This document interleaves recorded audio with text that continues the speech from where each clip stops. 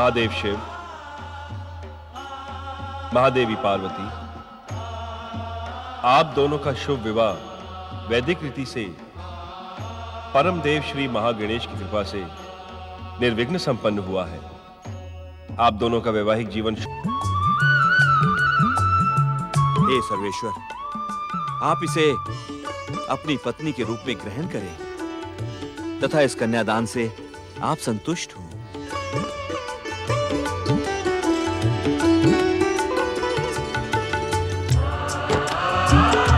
देवादिदेव महादेव शिव शंकर की। हे शिव शंभु, इस पवित्र अग्नि को साक्षी मानकर आप अपने वैदिक विवाह को संपन्न करें।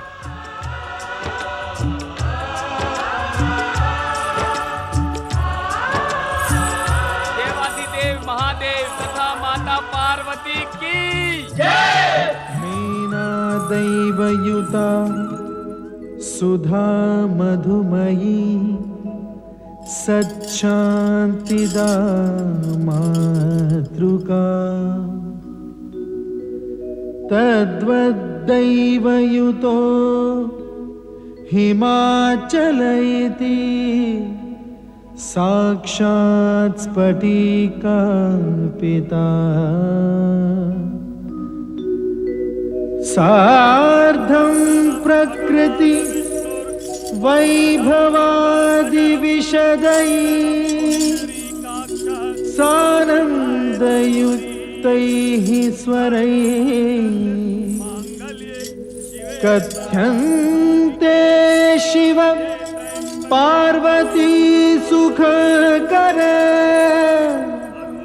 भूयात् सदा मंगलम्।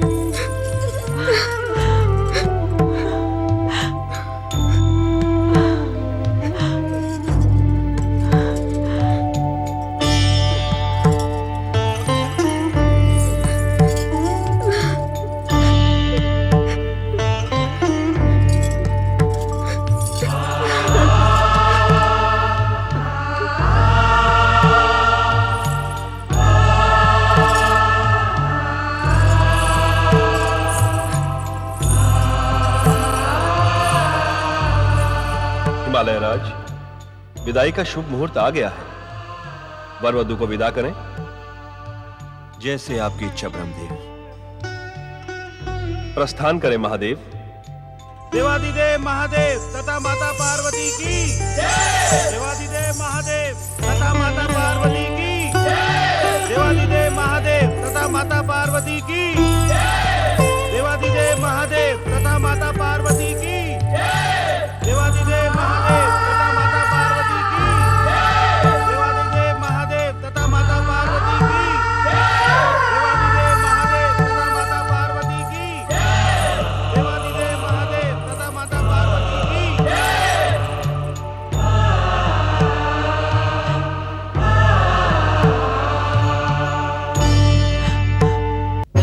देवादिदेव महादेव जगत माता पार्वती की जय। देवादिदेव महादेव जगत माता पार्वती की जय। देवादिदेव महादेव जगत माता पार्वती की जय। देवादिदेव महादेव तथा माता पार्वती की जय। महादेव शिव, महादेवी पार्वती, आप दोनों का शुभ विवाह वैदिक रीति से परम देव श्री महागणेश की कृपा से निर्विघ्न संपन्न हुआ है। आप दोनों का वैवाहिक जीवन शुभ रहे, यही हमारी शुभकामनाएं हैं। विश्वेश्वर शिव शंकर और विश्वेश्वरी देवी पार्वती, आप दोनों के शुभ विवाह से संसार का कल्याण और जन जन की मनोकामनाएं पूर्ण होंगी। पृथ्वीवासी सदा सदा इस शुभ विवाह से प्रेरणा प्राप्त करेंगे। कल्याणकारी शिव और ममतामयी शिवा की कृपा सदा सदा संसार को प्राप्त होती रहे, यही हमारी शुभकामना है। नारायण नारायण भोलेनाथ, आज इस शुभ अवसर पर उपजे आनंद के कारण मेरे मुख से शब्द ही नहीं निकल रहे हैं। नारद, यदि तुम भी अपनी विवाह की स्वीकृति दे दो तो हम सभी को एक बार पुनः ऐसे शुभ अवसर पर सम्मिलित होने का अवसर मिलेगा। माता, विवाह किसे प्रिय नहीं होता, किंतु ऐसा प्रतीत होता है कि नारद की जन्म कुंडली के समय विधाता उसमें विवाह का प्रकरण लिखना ही भूल गए। मेरे परम शिष्य नारद, मैं तुम्हारा गुरु हूं, परंतु मुझे यह कहने में तनिक भी संकोच नहीं है कि तुम अपनी भक्ति जिज्ञासा के कारण ही आज विधाता के सबसे अधिक समीप हो। यदि विवाह की इतनी ही इच्छा है तो अपने अभिनय की चतुराई को प्रस्तुत करते हुए विधाता को प्रसन्न कर लो। नारायण नारायण, गुरुवर प्रसन्न तो मैं उन्हें कर लूंगा और उनकी प्रसन्नता से इस नारद को नारदी मिल भी जाएगी। और आप सबकी कृपा से मुझे पूर्ण विश्वास है कि वो नारदी इस नारद से प्रसन्न भी रहेगी। किंतु नारायण नारायण। अपनी बात कहते कहते रुक क्यों गए नारद? निसंकोच कहो। माता, विवाह का प्रसंग आते ही मुझे दो बातें अत्यधिक भयभीत करती हैं। एक तो ये कि कहीं नारदी को प्रसन्न करने के चक्कर में आप सबकी प्रसन्नता से वंचित ना रह जाऊं, और दूसरा वो युगों पूर्व की वो घटना जब विवाह के लिए मछले मेरे मन को श्री हरि विष्णु के दंड के कारण वानर मुखी बनना पड़ा था। नारायण नारायण, क्या इस दीनहीन नारद से आप सभी के प्रति कोई अपराध हुआ है जो आप भोलेनाथ के शुभ विवाह के अवसर पर मुझे परिहास का केंद्र बना रहे हैं?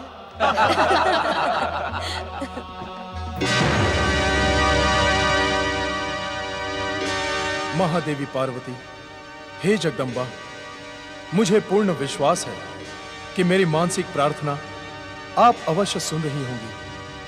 हे शक्ति स्वरूपा माता, हम सब देवगण आपकी कृपा के इच्छुक हैं माता। अब आप शीघ्र ही शिवपुत्र को प्रकट करने का माध्यम बने, जिससे अत्याचारी तारकासुर का अंत हो और हम देवताओं को पुनः स्वर्गलोक की प्राप्ति हो।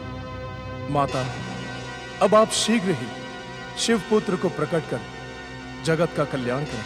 शक्ति स्वरूपा देवी पार्वती, माता, हम देवताओं को उद्धार का मार्ग आप ही दिखा सकती हैं। हम पर कृपा करें ममतामयी माता, दया करें, हमारा उद्धार करें। देवी पार्वती, देवराज इंद्र, देवी शची और देवताओं को आप अपने कृपा वचनों से निश्चिंत करें। देवगणों, देवी शची, परम देव श्री महागणेश की इच्छा एवं महादेव शिव की कृपा से मैं आपकी मनोकामना शीघ्र पूर्ण करने की निमित्त बनूंगी। देवाधिदेव महादेव एवं महादेवी पार्वती की जय। त्रिदेव ब्रह्मा विष्णु महेश एवं त्रिदेवियों सरस्वती लक्ष्मी और पार्वती की जय। नारायण नारायण, देवादिदेव महादेव एवं शक्ति स्वरूपा माता पार्वती, आज के इस परम आनंद के अवसर पर आपका ये परम भक्त नारद आपसे कुछ मांगने का इच्छुक है। नारद, तुम्हारे मन में जिसके कल्याण की बात उठ रही है, हम स्वयं उसको उसका सौभाग्य लौटाने के इच्छुक हैं। किंतु क्या प्रभु? नारद, देवी पार्वती से विवाह के पूर्व जब हम योग और वैराग्य को अपना सर्वस्व समर्पित कर चुके थे, तब देवताओं का प्रोत्साहन पाकर प्रेम पर्यण के देवता पुष्पधन्वा कामदेव हमारे संकल्प को ध्वस्त करने का दुस्साहस कर हमारे क्रोध से भस्म हो गए थे।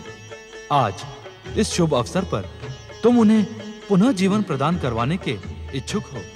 भोलेनाथ, आप तो दया के सागर हैं। देवताओं की प्रार्थना पर एवं संसार के कल्याण के लिए पुष्पधन्वा कामदेव बलि चढ़ गए। भयानक पाप लगा है। आज आप कामदेव को पुनः जीवन देकर हमारे पापों को पुण्य में बदल दे। देवराज इंद्र, हम जानते हैं चतुर नारद की प्रेरणा के अनुसार आप लोग आज के ही दिन की प्रतीक्षा कर रहे थे। नारद की ही योजना के अनुसार कैलाश पर अदृश्य रूप में देवी रति उपस्थित हैं। देवी रति प्रकट हो, देवी रति प्रकट हो, देवी रति प्रकट हो, देवी रति प्रकट हो। प्रणाम भोलेनाथ, प्रणाम माता पार्वती। अब आपको भयभीत होने की आवश्यकता नहीं है देवी रति। विधाता ने जब इस संसार की रचना की थी, तब कुछ नियम भी निश्चित किए गए थे। ब्रह्मदेव एवं श्री हरि विष्णु उन नियमों से भली भांति परिचित हैं। कैसे नियम प्रभु? नारद, भगवान हर इस समय जिन नियमों की ओर संकेत कर रहे हैं, तुम उनसे भली भांति परिचित हो। प्रभु, यदि मैं उन नियमों को जानता तो उन्हें पूछने का प्रश्न ही क्यों करता? क्योंकि प्रश्न करना तुम्हारा स्वभाव बन गया है नारद। जिस प्रकार प्राणी लोक के मानव के भीतर मन और आत्मा का संघर्ष चलता रहता है, ठीक उसी प्रकार तुम्हारे भीतर भी प्रश्नों का सागर उमड़ता रहता है। परमपिता, इसमें नारद का तनिक भी दोष नहीं है, क्योंकि नारद तत्व का निर्माण जिज्ञासा एवं प्रश्न जैसे रसायन से किया गया है। भोलेनाथ, आप कृपा करके उन नियमों का परिचय तो दे दें। परम देव श्री महागणेश के इस इच्छा संसार में प्रथम दिन से ये नियम निश्चित किए गए थे। हम त्रिदेव एवं त्रिदेवियां शाप, ताप, द्वेष, दंश, ऐहिक एवं दिव्य शक्तियों से परे हैं। भोलेनाथ, आप तो रहस्यों के भी रहस्य हैं। नारायण नारायण, मुझे क्षमा करें आप। आपकी ये कठिन भाषा इस नारद की समझ में तनिक भी नहीं आई। महादेव के कहने का अर्थ है नारद कि हम त्रिदेव और त्रिदेवियों को किसी भी प्रकार की दिव्य शक्तियां स्पर्श नहीं कर सकती। तुम सबका प्रोत्साहन पाकर, अपने प्रेम परिणय और पुष्पवाणों के अभिमान में आकर कामदेव ने जो दुस्साहस किया, उसका परिणाम तो उसे भोगना ही था।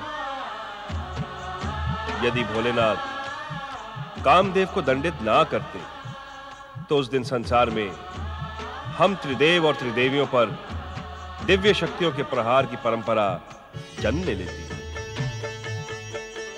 देवाधिदेव महादेव, परमपिता ब्रह्मदेव, श्री हरि विष्णु एवं त्रिदेवियों, मेरे स्वामी, मेरे प्राणनाथ ने, मुझे सुख देने वाले मेरे प्रियतम ने जो कुछ भी किया, वो निसंदेह ही आपके सम्मान में अक्षम्य अपराध है। किंतु हमें आपसे पूर्ण सहानुभूति है देवी रति। आप निर्भय होकर निसंकोच अपनी बात कहें। भोलेनाथ, आप इस सत्य से अनजान तो नहीं हैं कि इस समय सारे संसार को दुष्ट और अत्याचारी तारकासुर ने अपनी आसुरी शक्ति से भ्रमित कर रखा है। मेरे स्वामी भी अन्य देवताओं के समान उसी के सताए हुए थे। इस कारण उन्होंने त्रिदेव तथा त्रिदेवियों की निश्चित परंपरा को भंग करने का दुस्साहस किया। अब जबकि सब कुछ उनकी इच्छा अनुसार हो गया है, तो उन्हें क्षमा कर अपना आशुतोष नाम सार्थक करे प्रभु। स्वामी, कामदेव को उसकी करनी का दंड मिल गया है, किंतु उस दंड से देवी रति को क्यों पीड़ित किया जाए? हे भोलेनाथ, आप मृत कामदेव को पुनः जीवित करके हम पर कृपा करेंगे। हमें पूर्ण विश्वास है कि भविष्य में कोई भी हम त्रिदेव और त्रिदेवियों पर कामदेव के दंड का स्मरण कर अपने दिव्य शक्तियों के प्रयोग का दुस्साहस कदापि नहीं करेगा। इस कारण अब आप कामदेव को क्षमा करें भोलेनाथ। देवियों, देवताओं, आप सभी मेरी बात ध्यान से सुने। मेरे क्रोध से जो कुछ भी हो गया वह अन्यथा नहीं हो सकता। आप सबकी प्रार्थना के कारण मैं कामदेव को अनंत जीवन दान देता हूं। नारायण नारायण। अनंत जीवन दान अर्थात शरीर रहित जीवन। शरीर रहित जीवन? किंतु यह कैसे संभव होगा भोलेनाथ? देवराजेंद्र, अपने जिस दुस्साहस के कारण कामदेव को भस्म होना पड़ा, आप ये प्रश्न पूछकर उसी दुस्साहस की पुनरावृत्ति कर रहे हैं। मैं कुछ समझा नहीं देवर्षि। नारायण नारायण। देवराजेंद्र, श्री महागणेश की कृपा से इस संसार में त्रिदेवों त्रिदेवियों के लिए कुछ भी असंभव नहीं है।